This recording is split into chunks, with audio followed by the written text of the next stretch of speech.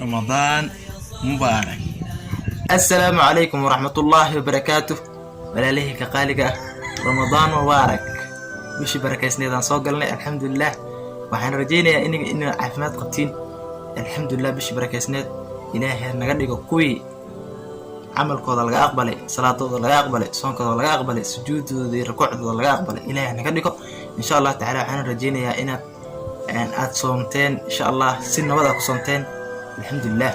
marka walaalayaal bisha barakaysneed marka la soo galo waxaad iga barateen qisooyin inaan idin soo gudbiyo, aan maxaa la dhahaa isbaraarujinno insha Allah taala. waa bil khayr badan dadka in wax loo sheego waxa wanaagsan. marka maanta qisadeenna insha Allah waxaan rabaa qiso macaan inaan idin sheego oo ku cibra qaadasho mudan. marka insha Allah taala isla soconno insha Allah taala. waxaan rajaynayaa inaad ka cibra qaadataan walaalayaal insha Allah taala. marka maanta qisadeenna waxay ku saabsan tahay xusnul qaatima, qaatimada wanaagsan oo lagu dhinto insha Allah taala. walaalayaal waxay ka dhacday qisadan dalka Sacuudi Carabiya, magaalo la yiraahdo Riyaad. Riyaad waa magaalo ku taalo Sacuudi Carabiya, waxaana degan badana islaam maasha Allah. marka wiil yar ayaa jiray. wiilka yar wuxuu ahaa ciyaar suuq iska ahaa.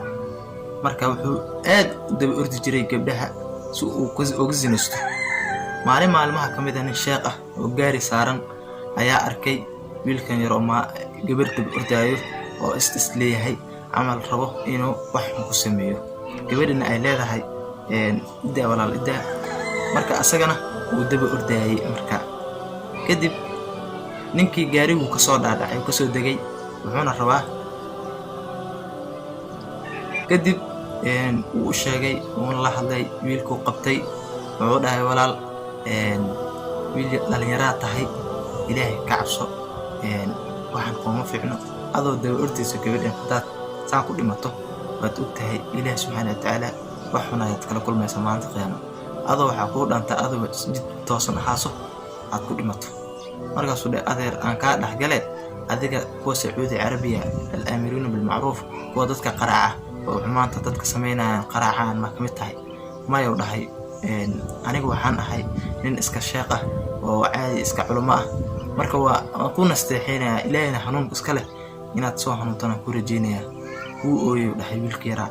markuu ooyey ayuu yiri adeer wallaahi bilaa maanta indhaha iga kala furtay, qof saa ii waaniyana waan la'aa.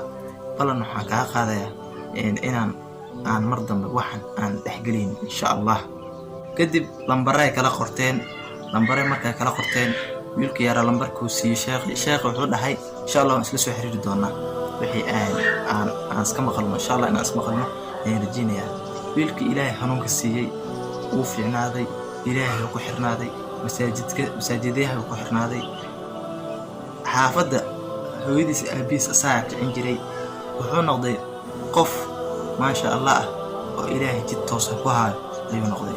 kadib waxaa dhacday marka muddaa soo wareegtay, sanadooyina kasoo wareegtay. intaas wiilka uu fiicnaa, ilaahay buu ku xirnaa, quraanka iyo salaada iyo wanaaga iyo uu haystay.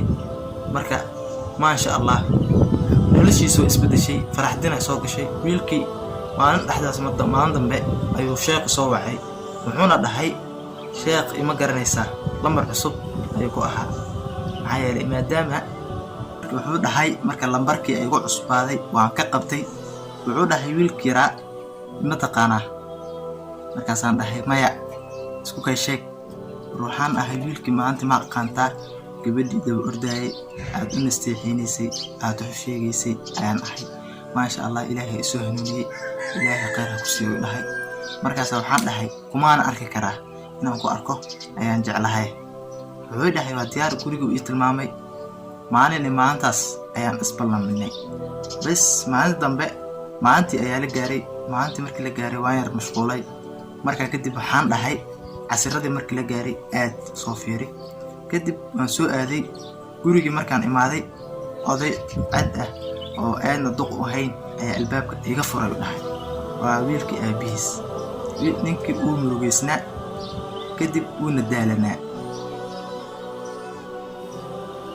أنا ويديي waxaan weydiiyey wiilka magaciisa ayaan aqaanay hebel ma arki karaa ayaan dhahay isaa ibalamiyey markaas wuxuu dhahay duqi uu iska ooyey uu yar xishooday uga yar jijistay markaasaan weydiiyey wuxuu dhahay hebel hadda ciidiis maxaa la dhahaa qabrigiisa haddaan soo bugnay markaa duqi wuxuu dhahay ciiduu isaa iska dhexeeyo wuxuu u murugsanaa wiilkii yaraa aan u nasteexinay uu geeriyooday isagoo jid toosan haysto maasha allah wuxuuna dhahay intii adiga wuxuu i dhahay nin baan la kulmay oona ii nasteexiyey ilaahay hanuunka i siiyey intuu ninkaas ii nasteexiyey ilaa had wuxuu ku taagnaa jidka toosan wiilkaygana waxaad u noqotay inaad ka badbaadiso cadaabta allah subxaanahu watacaala wuu ii nasteexiyey u dhahay aad buu igu mahadceliyey